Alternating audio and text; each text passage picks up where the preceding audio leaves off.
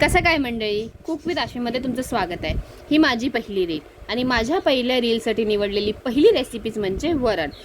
करूयात का मग सुरू। आता वरण करण्यासाठी एक टमॅटो बारीक चिरून घ्यायचा।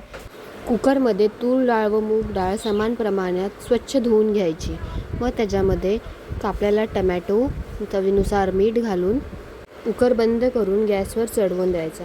किमान प्रमाणे 2 ते 3 शिट्ट्या करून घ्यायच्या। डाळ शिजली की कुकर उतरून थंड होईपर्यंत बाजूला ठेवूया। डाळ शिजली की आपण फोडणीची तयारी करायला घेऊया। फोडणीसाठी 4 ते 5 कढीपत्ते, 4 ते 5 मिरच्या मधून चिरून घ्यायच्या, 4 ते 5 लसूणच्या फाकळ्या मस्त चेचून घ्यायच्या। लसूण चेचून झालं की आपण गॅसवरती पातेलं ठेवूया आणि पातेल्यात 1.5 पळी तेल घालून ते तापून देऊया।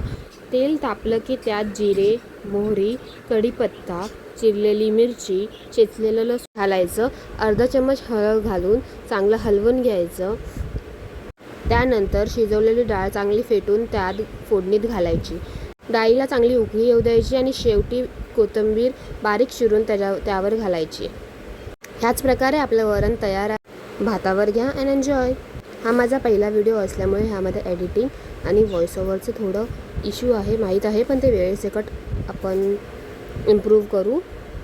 जर शेवटपर्यंत असालच तर मग व्हिडिओ पाहण्यासाठी थँक्यू सो मच। आणि रेसिपी आवडलीच असेल तर please like, share and follow. Thank you once again.